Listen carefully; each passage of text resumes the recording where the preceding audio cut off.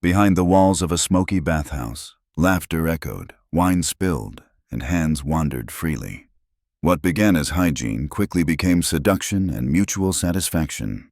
Today, you will learn how medieval people loved and lived with rules that seem unthinkable today. From village bedrooms to bathhouses and brothels, we'll uncover the raw, surprising truth about intimate life in the Middle Ages. In the heart of the medieval countryside, behind low door and smoke-blackened rafters, the most private moments of life unfolded in full view of the family. A peasant's home was no more than a single wooden room, shared by children, parents, and often aging grandparents. There were no curtains to draw, no chambers to retreat into, only a hard-packed floor, a common bed of straw, and the understanding that modesty was a luxury for the wealthy. In this closeness, intimacy didn't vanish. It adapted. When darkness fell and the fields turned to shadow, the body became a kind of escape. Without books, music, or solitude, desire offered one of the few pleasures not rationed by poverty. In that tight space, couples stole touches under woolen blankets, turned their backs to whisper secrets, or waited for children to drift into sleep before reaching for each other in silence. There was no shame, only necessity. Sex wasn't just a marital duty. It was warmth, relief, and hope in a world ruled by famine and death. Even with infants curled nearby, parents rarely hesitated.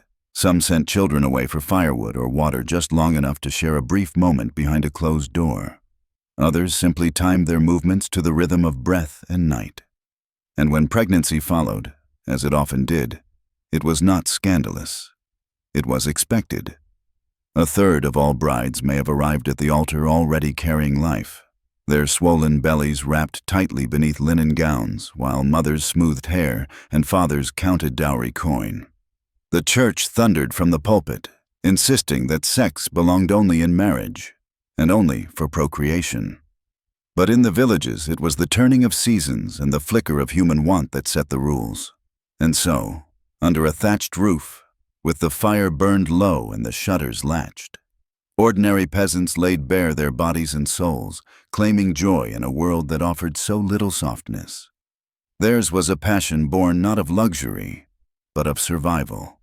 That same survival shaped not just passion but the rules that surrounded it, rules unwritten yet fiercely protected by the village itself. In small, tight-knit communities, every whispered word and sideways glance carried weight.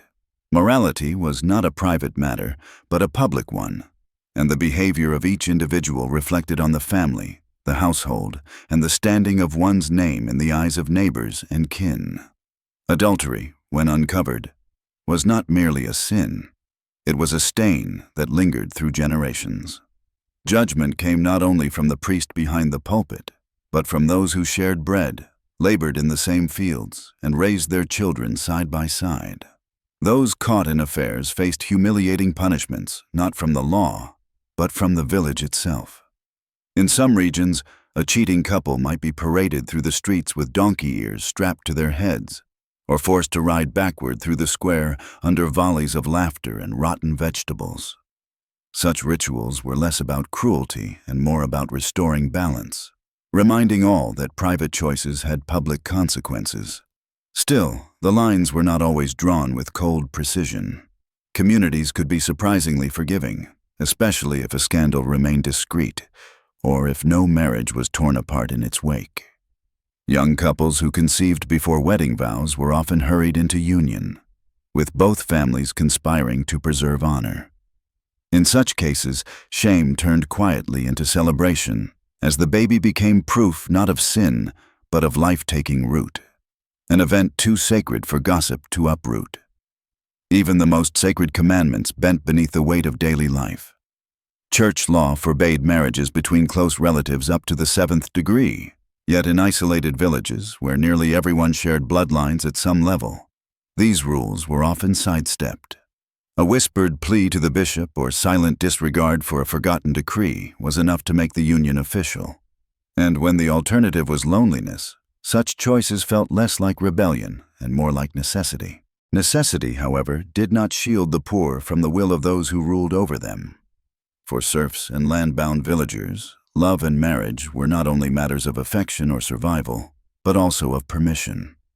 A peasant couple needed their lord's blessing to wed, and that approval could come with a price. Some lords demanded a fee, known as marriage tax, while others delayed or denied unions to avoid losing laborers to new households.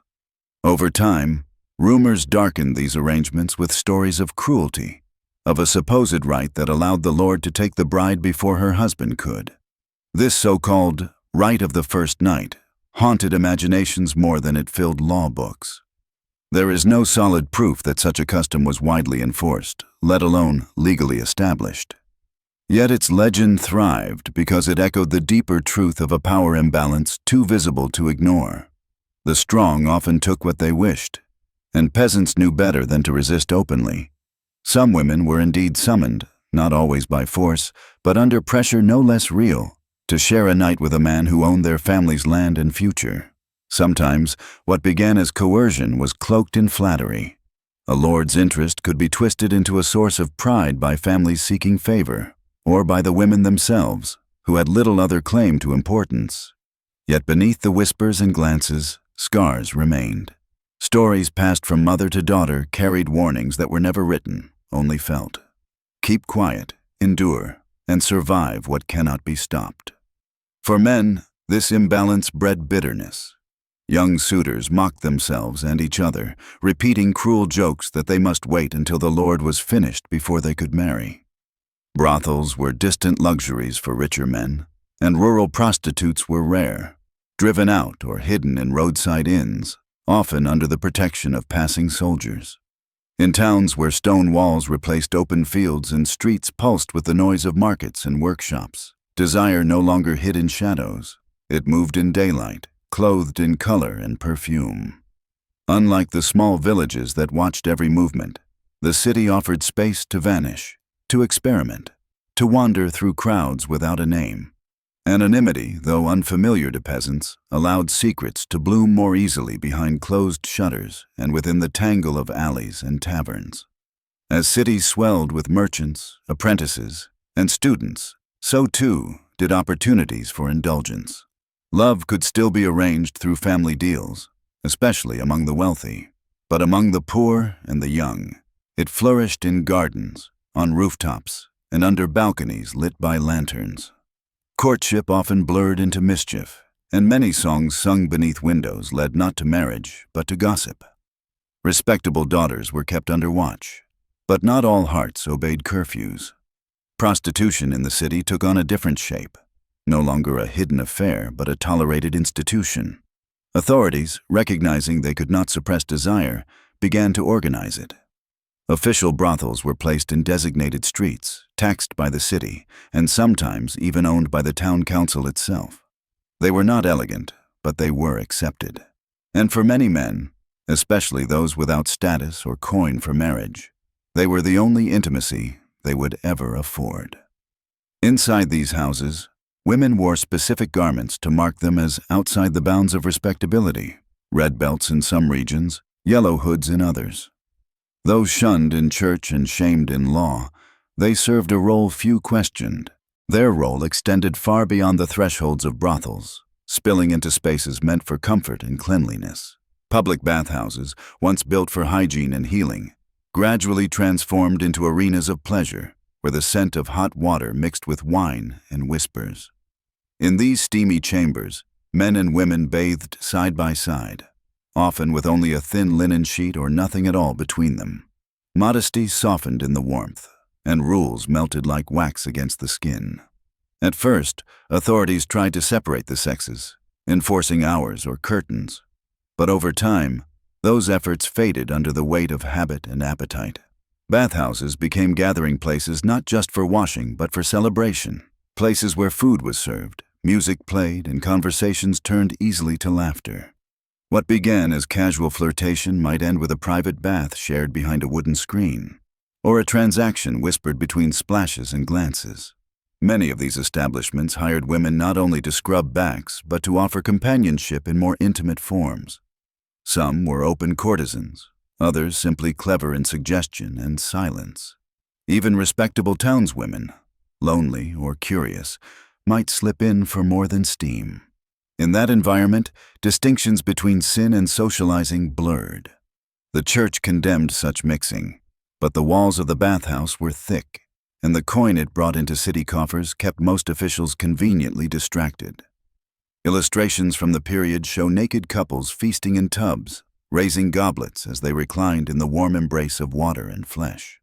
Laughter echoed off tiled walls while candles flickered above their heads. It was a world that lived briefly and brightly, fueled by heat and hunger, and for many it offered an escape, if only for an evening, from the weight of law, work, and judgment. That brief escape, however, could not survive untouched forever. As the 15th century drew near, new winds swept across Europe, winds of fear, illness, and moral reform. In the wake of plague and famine came voices that demanded order, purity, and the punishment of indulgence. Where laughter once echoed in the bathhouses, silence fell. Doors that once opened freely were suddenly nailed shut, and women who once danced in candlelight found themselves cast out or hunted. With the rise of religious movements like the Hussites in Bohemia, the call for cleansing spread fast and fierce. They denounced not only the corruption of priests and princes, but the very places where sin was thought to flourish. Brothels were closed, bathhouses destroyed, and dancing itself declared suspect. One of Prague's most powerful reformers, Jan Žižka, forbade fornication within his armies and promised harsh penalties for those who broke ranks not in war, but in pleasure. This moral wave was not confined to one region. Across cities and kingdoms, authorities tightened their grip, issuing edicts that condemned prostitutes to exile and shame. In some places, former courtesans were forced to marry or leave the city forever. Those who refused risked flogging, imprisonment, or worse. The colorful lanes of desire became quiet, their windows shuttered, their songs cut short. A time of open indulgence gave way to whispered caution. Still, memory lingered. The bathhouses, the courtyards, the feasts in steam-lit tubs, none were easily forgotten. And though cities bowed under stricter laws, the need for closeness, the urge to touch and be touched, could not be erased with threats. Even in this new climate of fear, behind hidden doors and guarded words, the old world flickered on, reshaped, but not extinguished. Among the nobility, where heavy stones shielded windows and whispers rarely left the banquet hall, desire followed its own set of rules written not by priests, but by power. For the upper class, love was seldom the reason for marriage. Alliances were arranged when children were still learning to walk, often sealed between families who had never shared a single smile. A noble daughter might be promised to a man twice her age, not for affection, but to join lands, strengthen claims, or preserve peace between rival houses. Yet while marriages were calculated, the heart seldom listened. Behind the formality of embroidered gowns and ceremonial toasts, emotions smoldered quietly. Affairs were not rare. They were expected, so long as they remained discreet and did not disrupt the dynasty. Kings, dukes, and lords often kept mistresses close at hand, rewarding them with gifts, titles, or even homes of their own. For a ruler, taking a lover was seen less as scandal than as a sign of virility. The court might raise an eyebrow, but rarely a voice. Women, too, sought tenderness beyond their arranged beds, though at greater risk. A noblewoman caught in adultery faced disgrace, confinement, or even exile to a convent. Still, many pursued secret loves, courtiers, poets, or knights whose glances lingered too long. Love letters were passed between tapestries, midnight meetings whispered behind veils of protocol. In some rare cases, even husbands turned a blind eye, preferring calm over confrontation. Noble courts across Europe reflected their lands. French salons brimmed with wit and flirtation. Italian palaces pulsed with art, poetry, and pleasure. In northern halls, restraint reigned in public, while behind closed doors, the same desires stirred.